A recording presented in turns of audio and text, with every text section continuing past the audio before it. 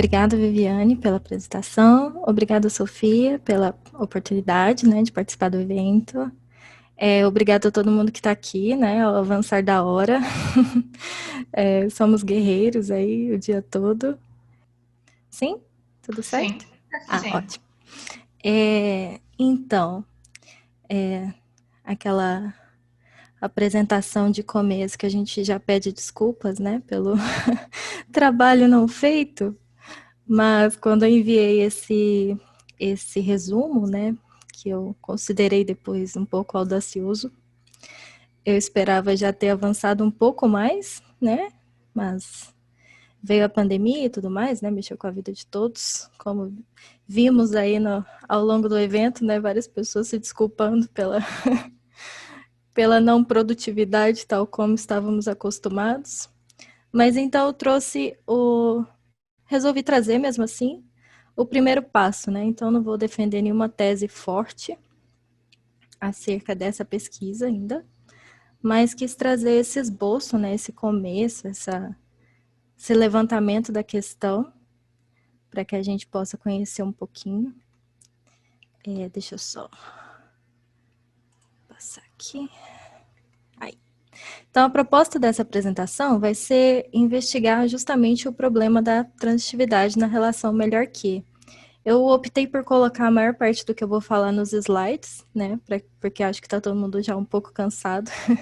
Então, talvez fique mais fácil de acompanhar. O ponto de partida do tratamento dessa questão vai ser o The Mere Addiction Paradox, que a gente pode traduzir como paradoxo da mera adição, proposto e exposto pelo Parfit no Reasons and Persons, que é um dos livros dele, né? Mas, na verdade, eu não vou usar essa versão, daqui a pouco eu vou explicar para vocês por quê. E depois, uma posterior reflexão do Temkin em outro livro, que é Rethinking the Good, sobre esse mesmo problema. Bom, eu vou começar aqui justificando o porquê dessa pesquisa, né?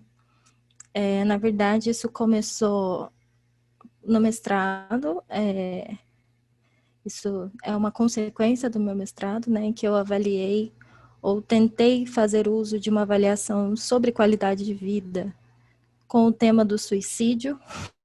Então, grande parte da argumentação era em torno de qualidade de vida e de qual seria a melhor vida, né? Então, se é melhor viver do que morrer, coisas do tipo. E isso me trouxe para esta questão. Então, esse tipo de análise que faz uso dessa relação é melhor que, e assumir que ela é transitiva, perpassa diversos aspectos do pensamento sobre o que é bom, de modo a ser fundamento de várias relações de comparação que resultam em atribuição de valor. Então, a transitividade é central para a deliberação prática, tanto prudencial quanto moral, central para a teoria da decisão e esperada em teorias de utilidade, economia e outras. Ela garante que haja pelo menos uma alternativa que não seja estritamente pior que outra alternativa.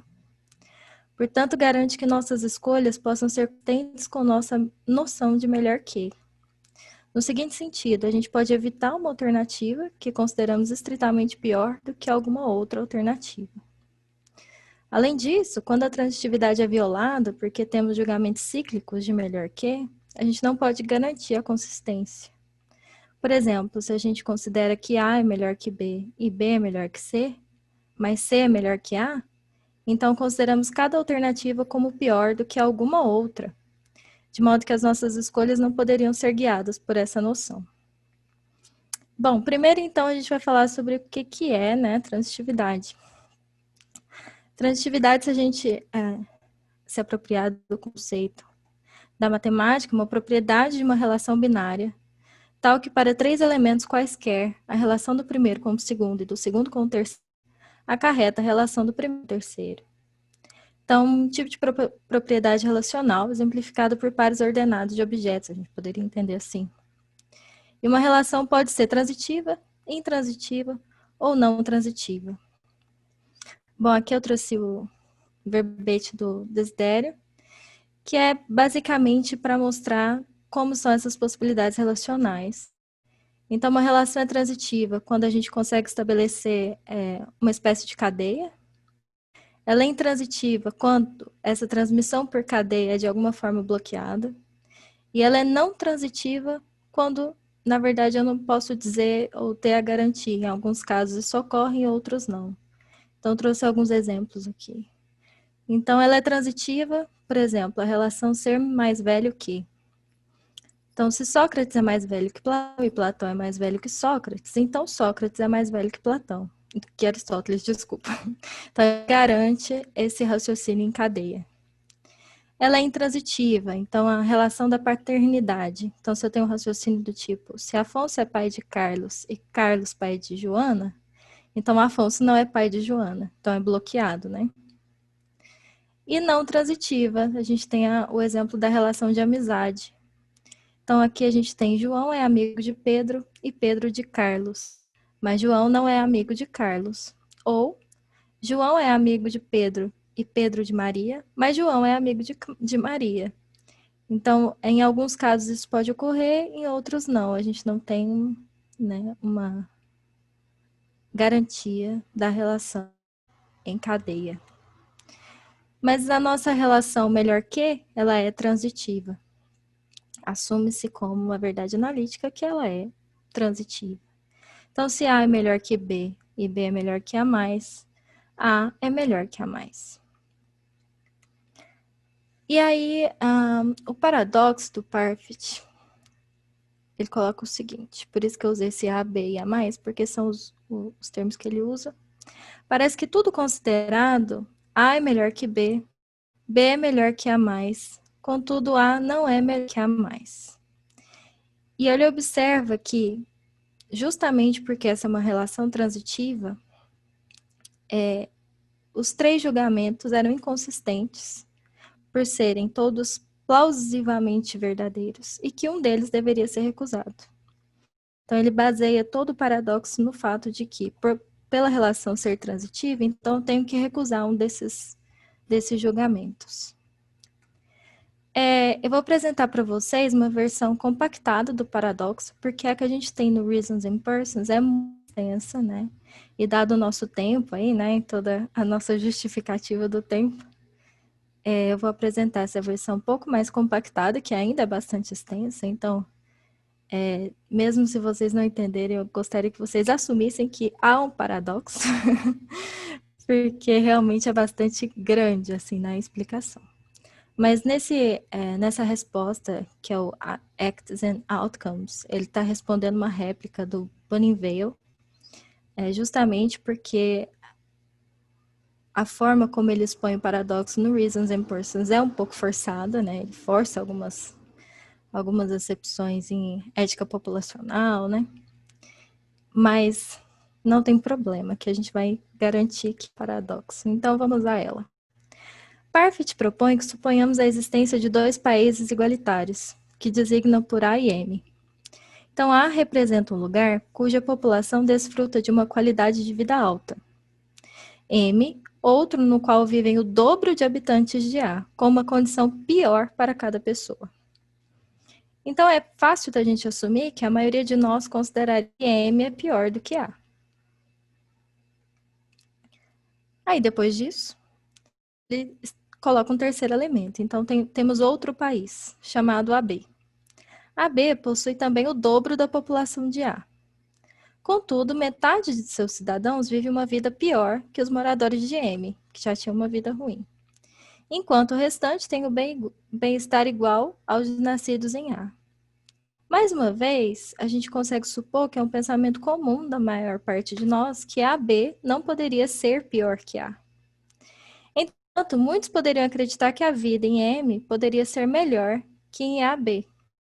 Então, assim, é bastante complexo, né? Vou fazer aqui uma visão geral só para a gente ter uma tabelinha para seguir. Mas vamos pular, né? Então, temos que M é pior que A, AB não poderia ser pior que A, e M poderia ser melhor que AB. A gente defende que todas essas três crenças, todos os três julgamentos poderiam ser tidos como prováveis. Porém, em seu conjunto, eles não poderiam ser considerados. Isso porque M não poderia ser classificado como pior do que A, ao mesmo tempo em que fosse julgado melhor em outro contexto semelhante a este, pois o terceiro elemento, AB, só é diferente de A pela adição de um grupo de pessoas com baixa qualidade de vida.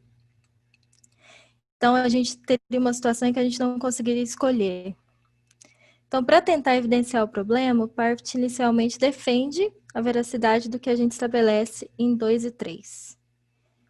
Entretanto, isso exigiria de nós a negação da primeira, o que seria tal como um absurdo. Sendo assim, estaria criado o paradoxo. Então, para que esse paradoxo fosse resolvido, uma ou mais de suas premissas precisaria ser falsa. Se a negação de A gera todo o problema, então ou 2 ou 3, se não ambas, teriam que ser falsas. E aí o Parfit faz uso de um conceito, né, em ética populacional, que é o princípio da média impessoal, e que por esse princípio seria impossível afirmar que a qualidade de vida em AB é pior que em A, já que a maior média líquida de soma da felicidade, a utilidade per capita, estaria em A. Não obstante, Parfit argumenta que isso é implausível, pois a mudança de A para AB não resultaria em perdas para as pessoas que já tinham um bem-estar alto. Ou seja, haveria apenas a adição de um grupo com baixo bem-estar. Essa única distinção não seria suficiente para tornar essa nova situação pior do que a primeira. E aí a gente tem a configuração do pior dos mundos. Por outro lado, a negação de que M seria melhor do que AB não é aceitável, uma vez que implicaria uma visão tida como elitista em favor do grupo com alta qualidade de vida, contra a igualdade existente em M. A preferência pela equidade, no entanto, tornaria admissível o aumento da população, com a consequente queda do bem-estar, desde que fosse eliminada a desigualdade. Todavia, se esse raciocínio fosse estendido a novas gerações no futuro, levaria à explosão populacional, com todos vivendo igualitariamente, mas em níveis cada vez mais baixos de subsistência. Deste modo, chegaríamos ao pior dos mundos e teríamos, então, um paradoxo estabelecido. Então, aqui tem várias outras particularidades, né? Conclusão repugnante, mas que pelo tempo, né, não vamos entrar nesses poréns. Mas tá bom, a gente positivando, então, o paradoxo e entendendo que ele existe, a gente vai partir para o thinking com a hipótese de que, bom, se eu não consigo escolher entre os 3 julgamentos, né? Qual seria o melhor dos mundos, no caso. Então, se eu não tenho esse tipo de critério bem estabelecido, talvez o que eu precisaria fazer é negar a própria relação, né? Ou mudar a própria relação. Então, o Temkin coloca um experimento, né? Ele pede para que a gente suponha que um resultado ser melhor que outro possa ser uma relação não transitiva. Quer dizer que A pode ser melhor que B, B pode ser melhor que A mais, e pode não ser verdade que A é melhor que A mais. Ou ainda A mais pode ser melhor que A. De modo que a relação é melhor que não seria transitiva. Então, quais seriam as consequências de problematizar a transitividade da relação em questão? Mesmo que a gente assuma que é uma verdade analítica, que essa relação é transitiva.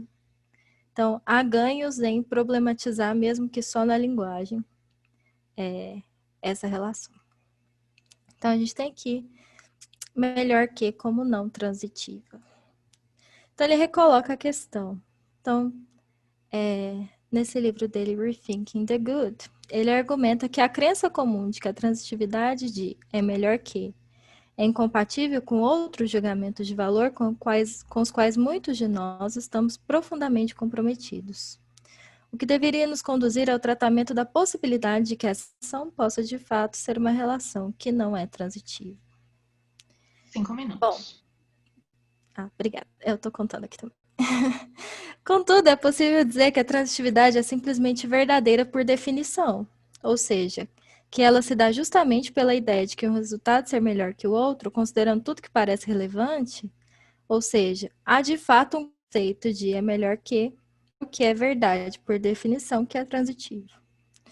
Porém, Temkin coloca que nós devemos estar dispostos a descobrir que não é a relação de comparação que é significante para a deliberação prática. Temos então que, se é ou não, o que precisamos investigar é exatamente isso. De modo que, se simplesmente a gente estipula que a relação é melhor que é transitiva, então a questão torna-se simplesmente se a relação é melhor que é de fato a relação para a qual devemos recorrer quando julgamos que o resultado é mais indicado. E aí ele vai comparar com a relação maior que. Então ele ilustra tal possibilidade, por exemplo, que é um conceito claramente intransitivo. Então ele pede para que a gente considere a relação maior que, larger than. De modo que x é dito ser maior que y. Apenas se x é mais alto que y ou mais pesado que y. Como observa, pode certamente ser o caso que A é mais alto que B, sendo então maior. Enquanto B é mais pesado que C, sendo então também maior.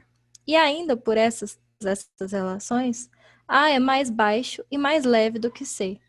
Logo, A não é maior que C. Então, a gente tem que A é maior que B é maior que C, e mesmo assim A não é maior que C. Grosso modo, o que ocorre nesse exemplo é o seguinte: o conceito de maior que é tal que julgamento sobre quem ou que é maior pode depender de diferentes dimensões subjacentes, algumas vezes o peso, outras a altura. Como resultado, quando colocamos junto uma série de julgamentos como esse, A para B e B para C, o critério subjacente que se refere a qualquer julgamento pode variar de julgamento para julgamento, deixando completamente incerto como será o julgamento final A para C. Então, de modo mais intuitivo, se um conceito for multidimensional, e é isso que ele vai tentar sustentar, em termos de quais dimensões subjacentes as relações comparativas que fazem uso desse conceito ativam, e se as dimensões em uso podem variar dependendo da comparação particular a ser realizada, isto é, sobre o que está em comparação com o que, então o conceito em questão pode vir a ser intransitivo até. E ele vai considerar que o mesmo ocorreria em melhor que ou poderia ocorrer em melhor que. Tais julgamentos são multidimensionais no sentido de que diferentes dimensões subjacentes podem desempenhar um papel ao tornar verdadeiro que um resultado é melhor que outro. E as dimensões precisas que importam podem variar, dependendo da comparação particular feita. Como resultado, melhor que pode muito bem falhar em ser transitiva, do mesmo modo que maior que falha em ser transitivo. Ele oferece bastante exemplos que eu ainda não consegui me debruçar sobre, apenas um esboço muito raso, mas que em todos ele pede para que a gente escolha qual seria o julgamento que a gente abriria mão. E existe uma inclinação muito forte por nossa parte em não querer abrir mão de nenhum deles. E é essa a questão que ele levanta, que muitas vezes a gente se sente muito mais inclinado a abrir mão da própria relação do que de um dos 3 julgamentos, nos casos que ele coloca. E ele parece ser o primeiro a reconhecer o quão problemática essa decisão seria, né? Abrir mão da própria relação de transitividade. Porém, ele argumenta que o único modo de evitar é abandonar um ou mais valiosos julgamentos com os quais a gente está profundamente comprometido. Então, parece ser bastante relevante que, por vezes, pareça ser preferível recusar a transitividade.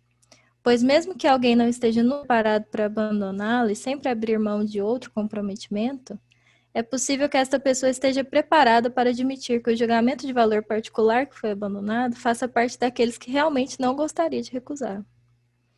Então, por isso, pode ser o caso que seja preciso realmente pensar algum dos mais profundos comprometimentos na teoria de valor, revisando perspectivas que a gente talvez não antecipou ainda, né? E essa é uma teoria do Kagan também que eu corroboro. E aqui são as referências. Muito obrigada, acho que eu fiquei no tempo. Exatamente no tempo. Obrigada. Obrigada pela apresentação. O Daniel quer fazer pergunta? Fique à vontade, Daniel. Obrigado, Natália. A minha pergunta é assim, tudo bem se você considera o melhor que, desse ponto de vista multidimensional, eu concordo contigo, tu não vai ter como estabelecer essa transitividade, mas e se a gente usasse uma definição bem clara do que é o melhor, uma definição unidimensional, como o melhor é o país que tem a, a melhor, o maior número de pessoas felizes, ou não sei. Porque parece que o problema é que o melhor está sendo definido de uma forma vaga. E aí, quando tu faz as comparações, parece que aí é que se quebra aquela cadeia. Uhum. Será que não seria um problema dessa vagueza e daí multidimensionalidade? Será que não é por aí que a gente conseguiria resolver esse problema? É uma hipótese, eu gostaria de te ouvir. Sim, então, é justamente isso que a gente tem aqui, que são as problemáticas em contexto ético, né, em contexto de tomada de decisão, em que a gente não consegue mobilizar esse conceito de maneira unidimensional, a gente não consegue tornar a relação melhor que em tamanha medida em que a gente tem a garantia de que a gente está mobilizando apenas um critério, né? Então, a evolução dessa pesquisa é justamente tentar pensar a transitividade, esse problema, no Bloom, que tem um livro que chama Waiting Goods e outro Waiting Lives. Então, que ele vai tentar reduzir a propriedade good, a relação betterness, para tornar esses contextos avaliativos um pouco menos assimétricos e menos problemáticos. Então, claro, a nossa intenção, nosso objetivo seria ter critérios bastante definidos e conceitos unidimensionais, né, para que as nossas tomadas de decisão sejam as mais, vou usar o conceito da Glauber, o mais acurado possível, mas ainda não é o caso. Acho que é por aí. Obrigada, Natália. O Vitor escreveu, tem uma pergunta nessa direção. Infelizmente, eu só vi depois, Vitor, senão a Natália poderia ter respondido junto, né? Mas, por favor, então, faça a tua pergunta agora. Oi, Natália. Minha pergunta é se não se poderia fixar esses contextos ou os parâmetros para a gente diferenciar diferentes tipos de melhor que, né? Se quando a gente precisasse esse critério, a gente não conseguiria preservar a transitividade, né? Se a gente estivesse pensando, por exemplo, vamos supor dois alimentos, você diga que um alimento A é melhor que um alimento B, por exemplo. Uhum. Você pode falar isso em termos de nutrição, por exemplo, em termos de um alimento ser melhor para a saúde daquele indivíduo do que B. Ou você pode falar que é melhor que num sentido de gosto, de paladar, né? Então são dois parâmetros, né? Se você confundir esses parâmetros, você vai perder a transitividade quando for relacionar com um alimento C. Mas se você mantém o mesmo parâmetro, será que você consegue preservar a transitividade? O ponto do think é justamente que a gente preserva a transitividade, né? A transitividade, ela não sai de cena, não é o ponto de recusar a transitividade. Mas ele dá esse exemplo do menor que justamente por ser confuso, né? E por mobilizar diferentes dimensões. Mas na maior parte dos casos em que a transitividade garantida, a gente coloca justamente o que você disse, né? Parâmetros bem definidos, né? Parâmetros nutricionais, que seja. Mas quando nós estamos em textos, por exemplo, de ética distributiva de medicamentos, né? Quando a gente tem que deliberar sobre se a gente vai gastar 1 bilhão para ajudar 5 bilhões de pessoas com aspirina, ou em uma vacina, né? Não a Covid, que agora pega muita gente, né? Mas assim, em uma doença muito específica, muitas vezes a gente não consegue precisar esses parâmetros de uma maneira bastante clara, assim, né? E isso não ser problemático. Acho que é por aí. Consegui te responder. Mais alguém? Acho que tá todo mundo cansado já, né? Fernanda, a gente não te ouve. Desculpa, posso fazer uma pergunta? Tá. Sim, desculpa, não tinha ouvido, não tinha te visto. Eu tinha deixado o mudo aqui, agora que Tá. acabei fazendo a pergunta. Não, tá, já. Então, assim, eu nunca, para dizer a verdade, nunca tinha pensado que a relação melhor que poderia ser, de alguma maneira, intransitiva. Então, assim, acho foi interessante poder pensar sobre isso agora aqui. Mas, assim, você não acha que a relação melhor que a gente pode entendê-la como intransitiva porque a gente ainda não compreende muito bem essa relação? Não é mais uma questão de investigar mais profundamente para isolar aquilo que a gente está considerando como sendo melhor? E aí, se a gente conseguir fazer isso eventualmente, essa relação deixaria de ser, pelo menos a gente tem uma intuição inicial de que ela seria uma relação intransitiva, deixaria de ser o caso? O problema que eu estou querendo chamar a atenção pode ser um problema epistêmico, muito mais do que a relação ser ontologicamente uma relação intransitiva.